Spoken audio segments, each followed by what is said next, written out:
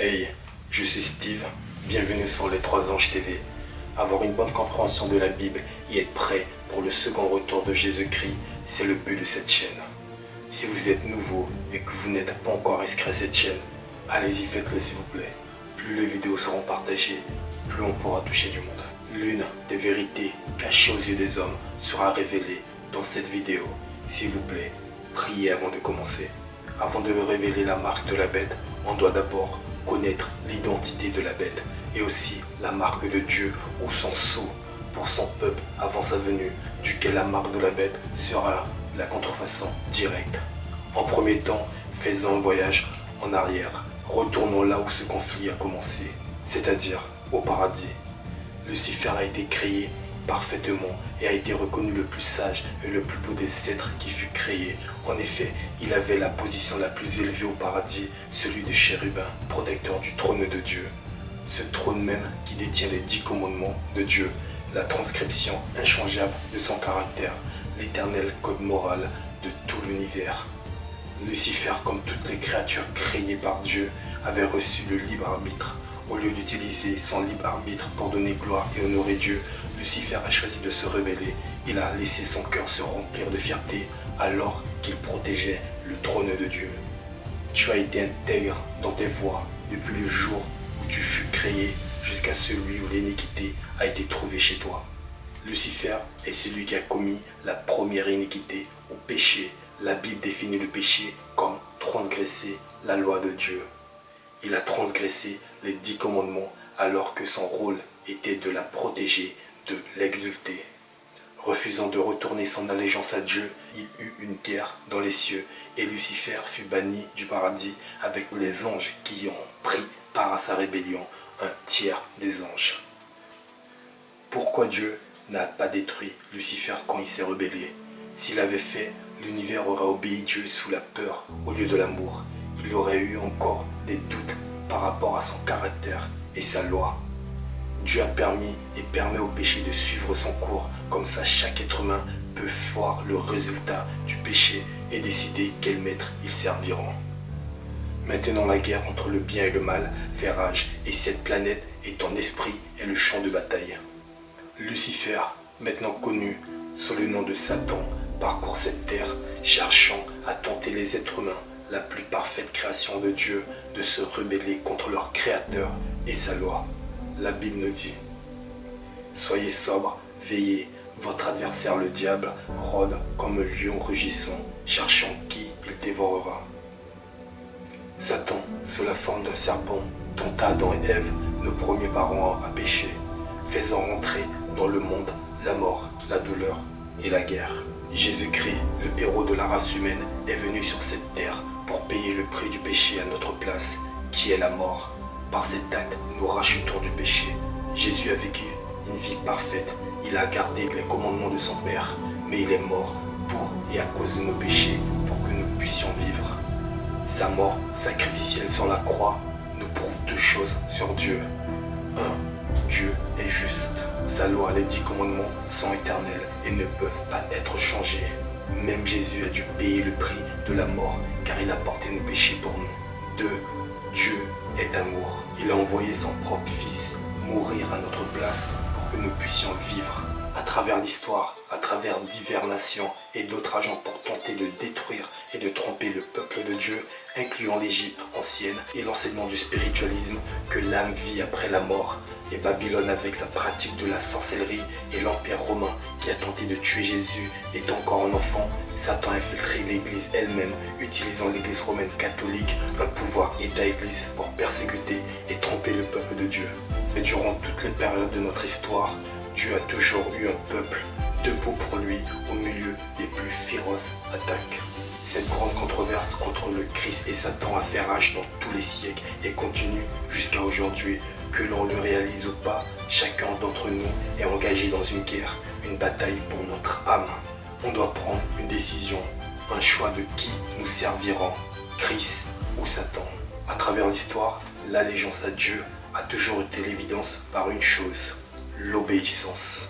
Si nous gardons ses commandements, par là nous savons que nous l'avons connu. Celui qui dit « je l'ai connu » et qui ne garde pas ses commandements est un menteur. et la vérité n'est point en lui, mais celui qui garde sa parole. L'amour de Dieu est véritablement parfait en lui. Par là, nous savons que nous sommes en lui. Nos actions, nos décisions révèlent à Dieu et l'univers à qui nous appartenons. Alors, la marque de la bête, le test final pour l'homme, sera un problème concernant l'adoration et un problème concernant l'obéissance. Qui servirons-nous? Avant de révéler cette marque infâme, nous devons identifier la bête elle-même, aussi connue comme l'Antichrist. Il n'y a qu'un seul pouvoir dans l'histoire de l'humanité qui correspond parfaitement à cette description biblique de la bête, l'Église romaine catholique, la papauté. Ceci n'est pas une attaque aux personnes qui sont dans cette Église, mais un avertissement contre un faux système d'adoration. Ce que je dis n'est pas un nouvel enseignement, mais elle a été largement acceptée comme une vérité par le protestantisme. De nombreux réformateurs comme Martin Luther, Calvin, Wesley, William, Spurgeon et beaucoup d'autres ont fermement partagé cette vision. Examinons rapidement tout cela. 1. La bête antéchrist montera de la mer. Et il se tint sur le sable de la mer. Puis je vis monter de la mer une bête. La Bible nous dit que la mer représente des peuples, des foules. Et il me dit, les eaux que tu as vues sur lesquelles la prostituée est assise, ce sont des peuples, des foules, des nations et des langues. La papauté remplit ce point. Elle a vu le jour en Europe de l'Ouest, dans la civilisation centrale du monde en ces temps-là. 2. L'Antichrist reçoit son pouvoir du dragon. Le dragon lui donna sa puissance et son trône et une grande autorité. Le dragon représente Satan et dans ce contexte l'empire païen romain à travers lequel Satan travaille pour tenter de détruire Jésus à sa naissance. L'histoire prouve que l'empire païen romain a en effet transféré son pouvoir, son trône et autorité directement à l'église romaine catholique. L'église romaine s'érige à la place de l'empire romain dans le monde, dont c'est la continuation. Le pape, qui s'appelle lui-même roi et Pontifex Maximus, est le successeur de César. L'église catholique correspond sans aucun doute à la deuxième description. 3. L'Antichrist devient un pouvoir global. Et toute la terre était dans l'admiration derrière la bête, et il lui fut donné autorité sur toute tribu, tout peuple, toute langue et toute nation. Personne ne dira le contraire sur le pouvoir et l'influence mondiale de l'Église catholique. Les chefs des plus puissants pays dans le monde sont honorés de rendre hommage au pape. Le mot catholique veut dire universel. Il n'y a pas de doute, la preuve numéro 3 correspond à l'Église catholique et cela fait sens car le pouvoir de la bête doit avoir une influence mondiale pour pouvoir imposer sa marque. Cela sera révélé plus tard dans cette vidéo. 4. L'Antichrist est coupable de blasphème. Et sur ses têtes, des noms de blasphème. Et il lui fut donné une bouche qui proférait des paroles arrogantes et des blasphèmes. Et elle ouvrit sa bouche pour proférer des blasphèmes contre Dieu, pour blasphémer son nom et son tabernacle et ceux qui habitent dans le ciel. La Bible définit un blasphème de deux façons. 1. Proclamer le pouvoir de pardonner les péchés. 2. Proclamer d'être égal à Dieu. Le catéchisme catholique lui-même dit, le prêtre pardonne-t-il vraiment les péchés ou déclare-t-il seulement qu'ils sont remis? Le prêtre pardonne vraiment les péchés en vertu du pouvoir qui lui a été donné par le Christ. L'entier système catholique du confessionnal a été créé par l'homme et c'est une contrefaçon du plan de Dieu pour le salut. Seulement Dieu peut pardonner les péchés. La papauté ne déclare pas seulement qu'ils peuvent pardonner les péchés, mais il croit aussi que le pape est au-dessus de Dieu lui-même. Le pape Léon XIII a déclaré « Nous tenons sur cette terre la place du Tout-Puissant. » Mes chers, on doit être clair, la papauté est coupable de blasphème. On verra bientôt comment les proclamations blasphématoires de la papauté sont directement liées à la marque de la bête. 5. L'Antichrist régnera pendant 42 mois prophétiques et il lui fut donné le pouvoir d'agir pendant 42 mois. Dans les prophéties de la Bible, un jour prophétique est égal à une année. On peut voir ce principe dans Nombre 14, verset 34 et aussi dans Ézéchiel 4, verset 6 qui dit « Je t'impose un jour pour chaque année. Donc ce pouvoir antichrist régnera pendant 42 mois prophétiques, ce qui est 1260 jours prophétiques dans le calendrier hébreu, ce qui donne 1260 ans. Est-ce que l'Église romaine catholique correspond à cette prophétie très spécifique? L'Église romaine catholique a reçu son pouvoir en 538 après Jésus-Christ, quand il n'y avait plus aucune opposition à l'empereur Justinien le Grand, donnant au pape le contrôle total en Europe.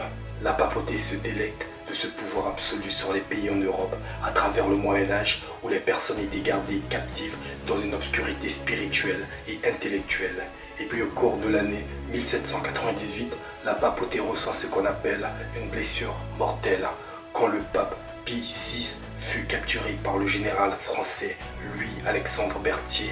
Cet événement marque la fin du règne de l'Église romaine catholique en Europe. On peut voir que 1260 ans sont passés entre 538 après Jésus-Christ et 1798, une réalisation parfaite de la prophétie et encore une autre preuve spécifique qui prouve que la papauté est l'antichrist. 6. L'antichrist reçoit une blessure mortelle qui sera guérie. Et je vis l'une de ses têtes comme blessée à mort, mais sa blessure mortelle fut guérie. Une fois de plus, cette blessure a été reçue en 1798 quand le général de Napoléon Berthier a capturé le pape Pie VI, ce qui entraîna la fin de son règne de 1260 ans. Mais la Bible nous prédit que cette blessure sera guérie. Personne ne te contredira sur le pouvoir et l'influence mondiale qu'a le pape aujourd'hui. Le plus surprenant et choquant, c'est que la majorité du monde protestant cherche à s'unifier avec Rome.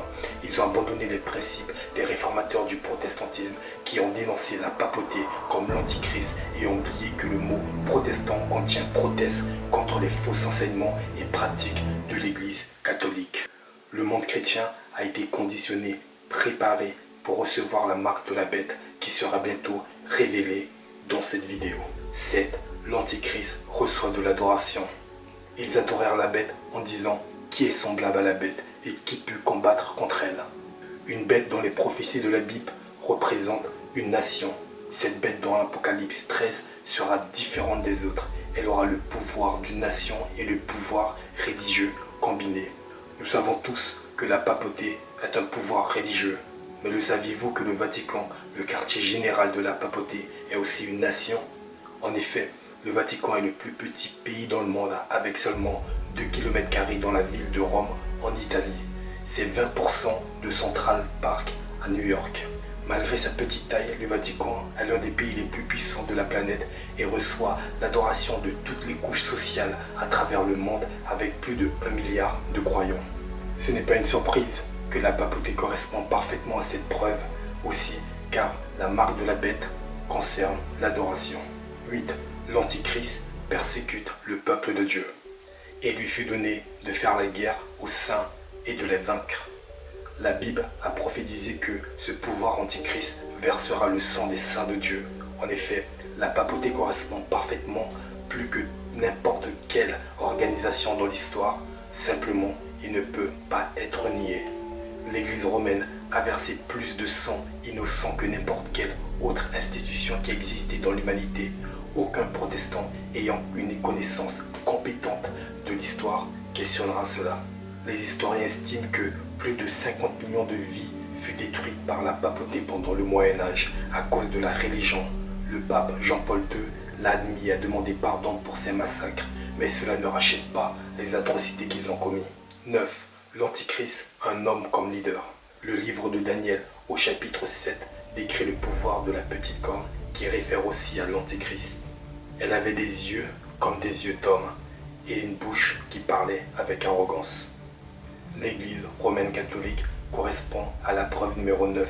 L'Église catholique a un leader visible, le pape, et ses enseignements sont blasphématoires. 10. L'Antichrist a le nombre 666. C'est ici la sagesse que celui qui a de l'intelligence calcule le nombre de la bête, car c'est un nombre d'hommes. Son nombre est 666. Sachez que le 666 n'est pas la marque de la bête, mais c'est le nom d'un homme. Ce nombre mystérieux identifie le leader de ce pouvoir antichrist. Vicarius Filii Dei, qui est en latin et qui signifie vicaire du Christ, qui lui-même veut dire remplacement ou substitut du Fils de Dieu. Il y a un autre mot aussi qu'on peut utiliser pour vicar ou remplacement, c'est anti. Souvent on l'utilise pour aller contre quelque chose, mais il est aussi approprié pour remplacer quelque chose. On a vu que c'est une position que la papauté clame. Si vous comptez les lettres de son nom avec les chiffres romains, vous obtiendrez 666, le nombre de la bête et le nombre d'un homme. Seulement la papauté correspond à ces descriptions avec des détails précis, mais il y a une autre caractéristique de l'Antichrist que nous devons pointer avant de révéler la marque de la bête. Dans le livre de Daniel, au chapitre 7, on lit que « Et il espérera changer les temps et la loi. » Est-il vrai que la papauté, la bête de l'Apocalypse 13, tentera de changer le temps et la loi de Dieu? Oui, c'est vrai. Dans leur livre officiel, Catéchisme de l'Église catholique a changé les 10 commandements. Ils ont retiré le 2e commandement qui interdit l'adoration des images, d'idoles ou de statues. Et ils ont divisé le 10e commandement en 2. Comme ça, il y a encore au total 10 commandements. Mais quoi à propos du temps décrit dans Daniel 7, verset 25? La papauté a-t-il essayé de changer le temps d'une certaine façon? Et la réponse est encore oui.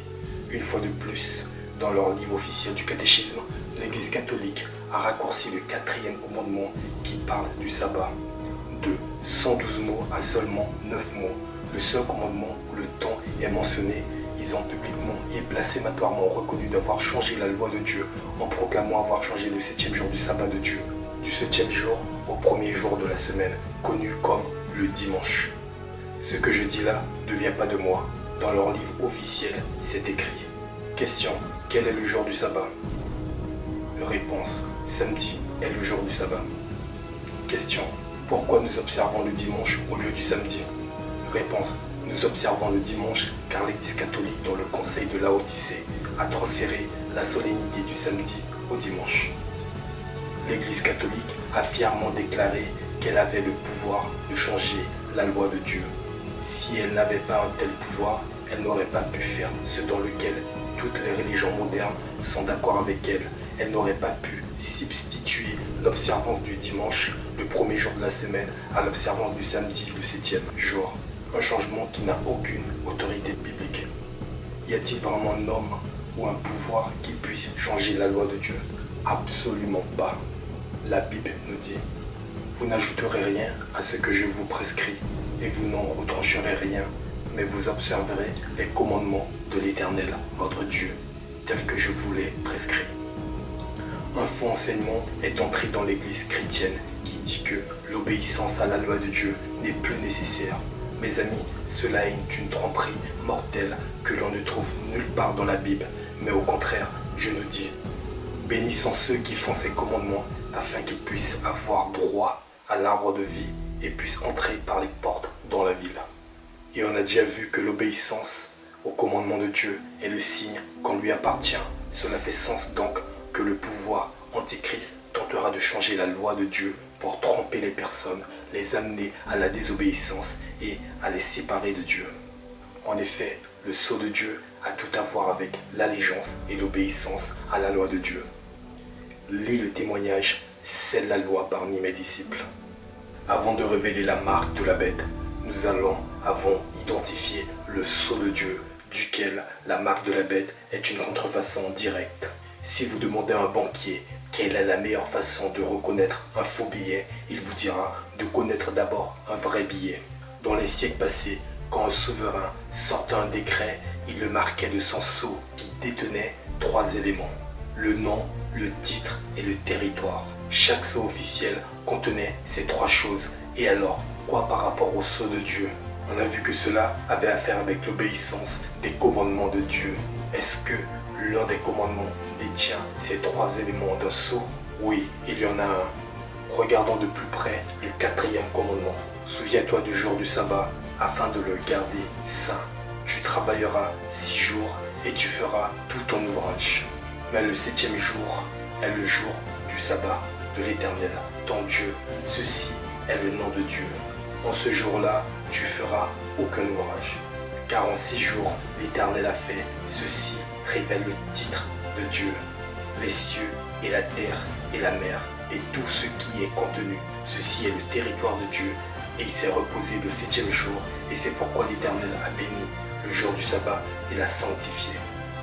On peut voir, le sabbat, c'est le seul commandement de Dieu qui contient les 3 éléments que doit avoir un sceau officiel. Nom, Éternel, ton Dieu, titre, Créateur, territoire, les cieux et la terre. Parlons du sabbat du Seigneur, la Bible nous révèle. De plus, je leur donnais aussi mes sabbats pour être un signe entre moi et eux, afin qu'ils sachent que je suis le Seigneur qui les sanctifie. Et aussi, et sanctifiez mes sabbats, et ils seront un signe entre moi et vous, afin que vous sachiez que je suis le Seigneur, votre Dieu. La Bible nous révèle que le mot sceau, marque et signe sont interchangeables. Dans les derniers jours, le diable aura sa marque, mais le sabbat, c'est le signe de Dieu aux marques pour ceux qui seront fidèles à lui, qui seront protégés et qui recevront la vie éternelle.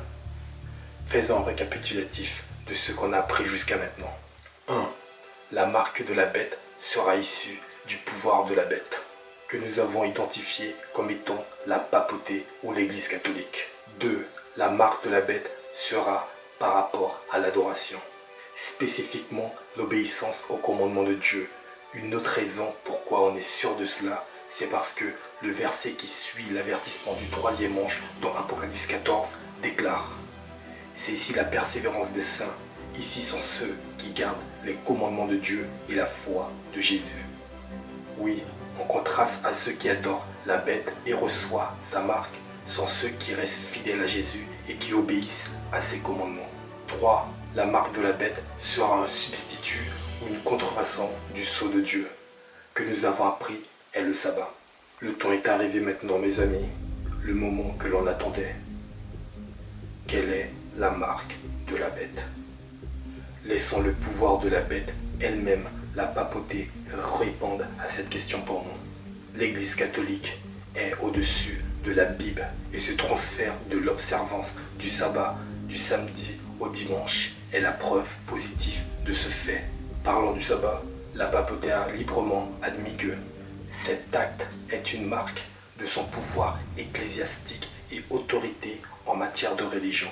Le dimanche sacré, ce qu'on appelle le jour du Seigneur, est la marque de la bête. Le prétendu changement du sabbat est le signe ou la marque et l'autorité de la bête. Maintenant, soyons clairs, il y a beaucoup de sincères chrétiens qui observent le dimanche comme jour sacré et qui croient que c'est un jour saint. Le cœur de personne n'est jugé ici. Dieu retient seulement la responsabilité par rapport à ce qu'on connaît ou a eu la chance de connaître. Mais quand Dieu nous révèle une vérité, nous sommes responsables de la suivre et cela sera une bénédiction pour nous. Il est aussi important de noter que personne n'a encore reçu la marque de la bête. On verra quand cela prendra place dans quelques instants. Mes chers, seulement un jour dans la semaine est sacré et c'est le 7e jour, le jour du sabbat, qui commence le vendredi au coucher de soleil jusqu'au samedi au coucher de soleil. Dieu acheva au 7e jour son œuvre qu'il avait faite et il se reposa au 7e jour de toute son œuvre qu'il avait faite.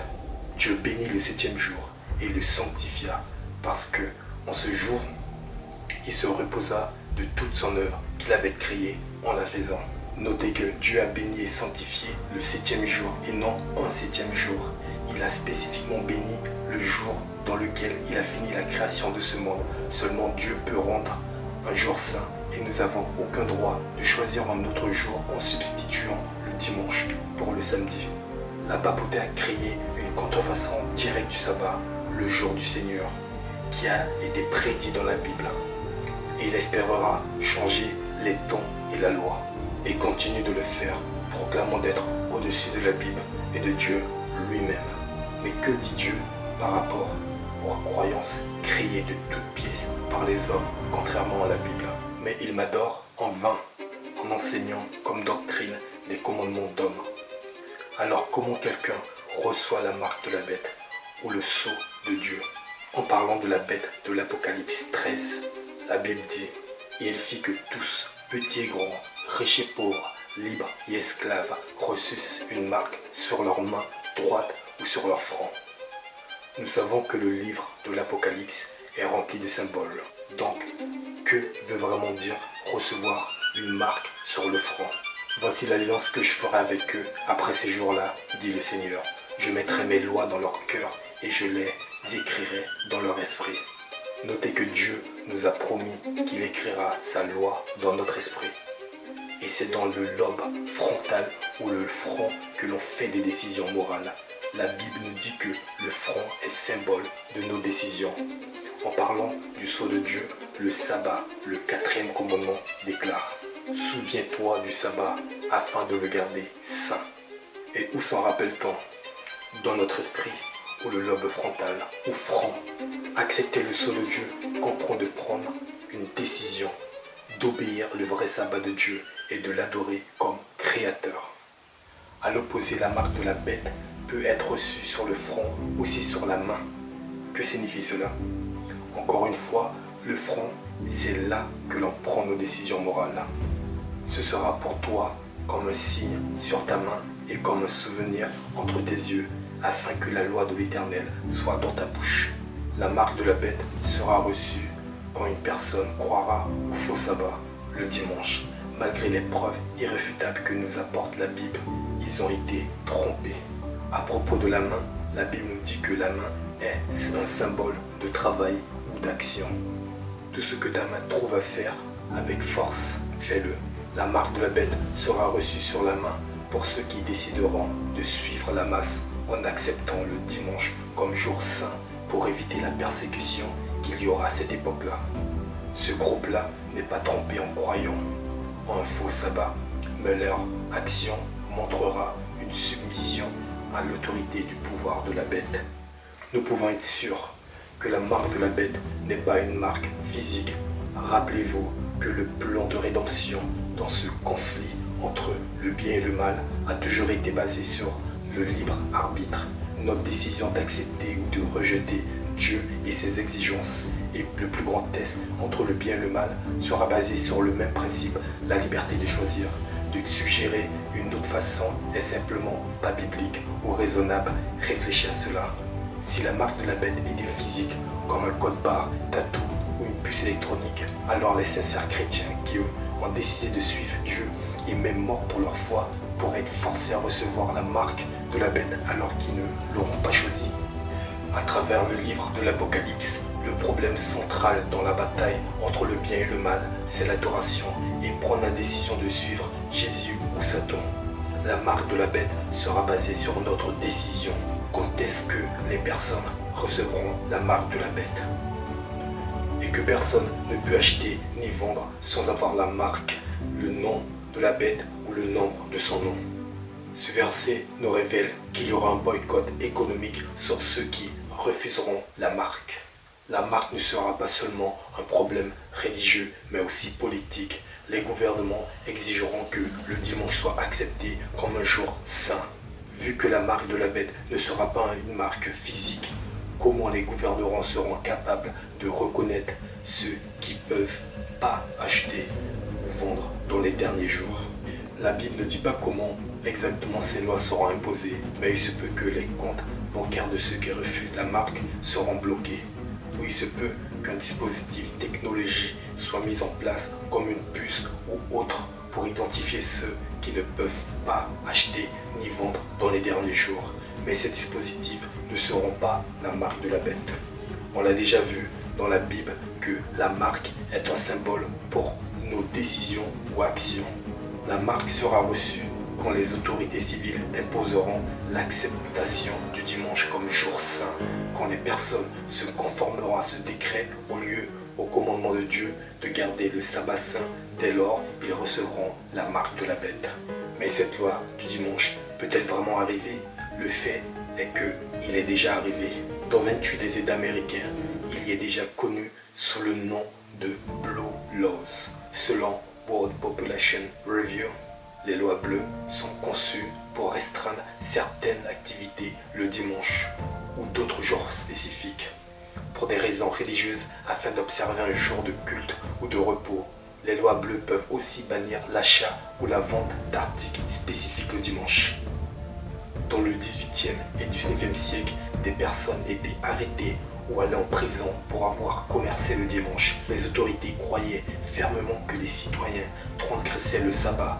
Comme la culture américaine est devenue de plus en plus séculière avec les années, ces lois ont été abandonnées, jetées aux oubliettes, mais elles existent toujours. Dans plusieurs États américains, parfois c'est la vente d'alcool qui est prohibée le dimanche.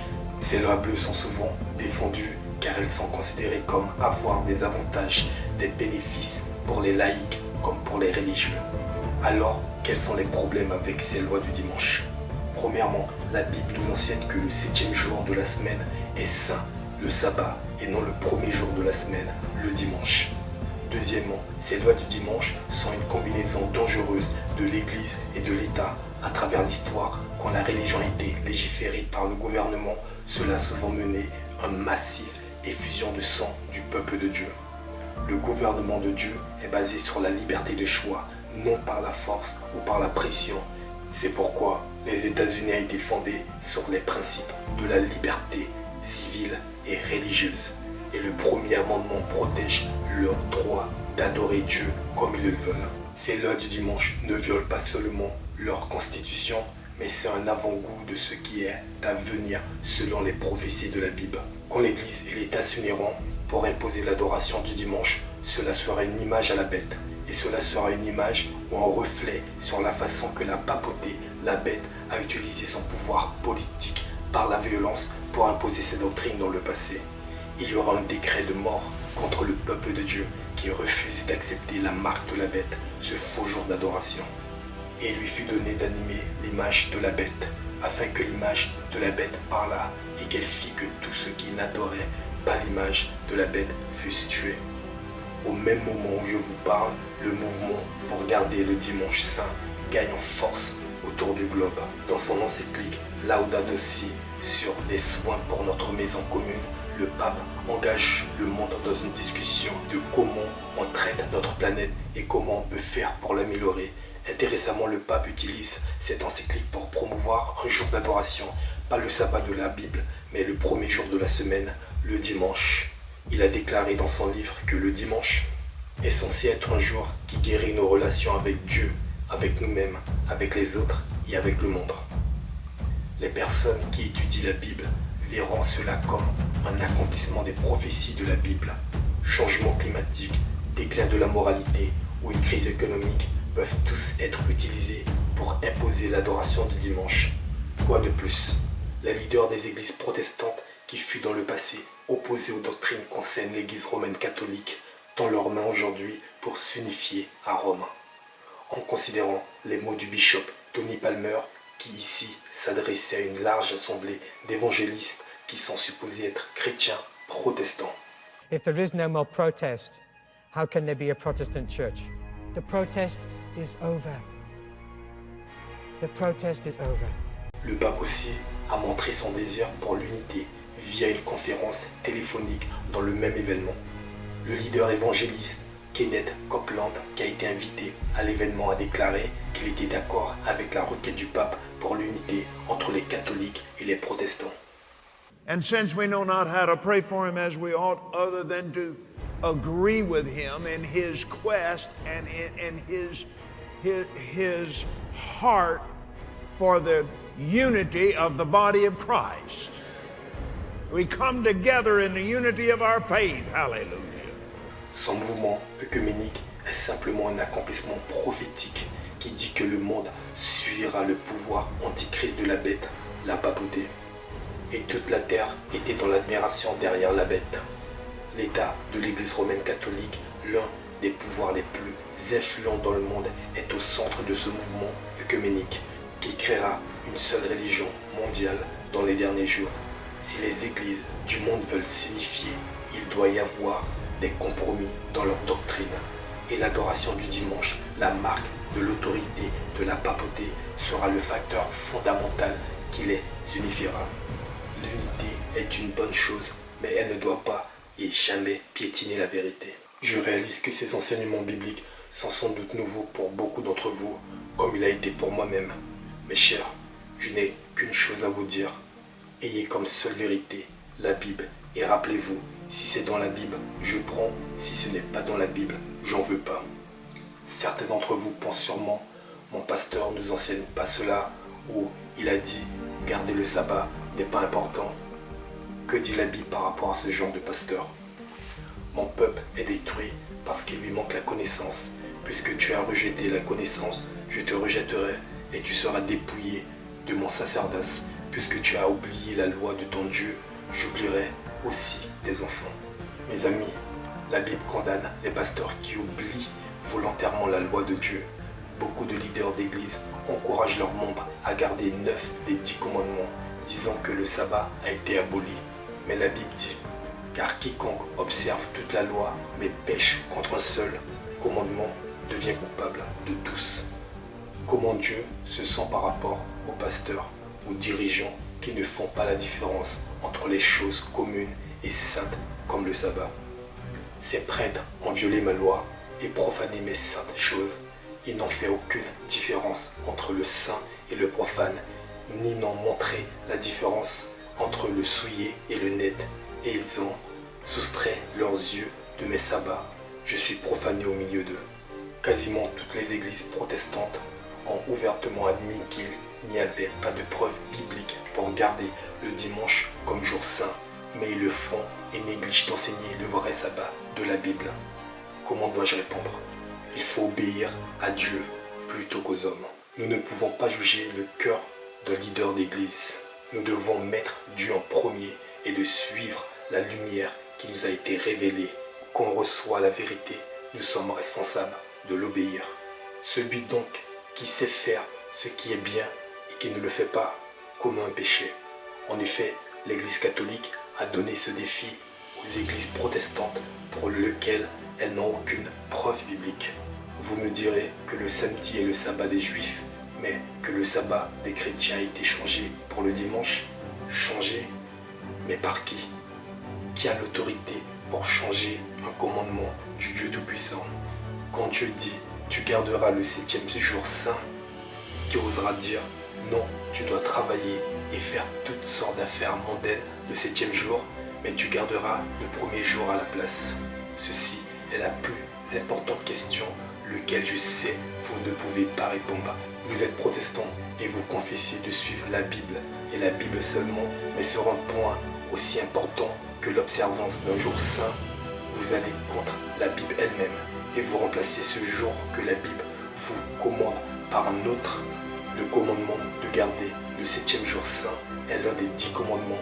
Vous pensez que les 9 autres sont toujours valables? Qui vous a donné l'autorité d'altérer le 4e? Si vous êtes cohérent avec vos propres principes, vous suivez vraiment que la Bible et la Bible seulement, vous devriez être en mesure de produire une partie du Nouveau Testament dans lequel ce 4e commandement est expressément modifié.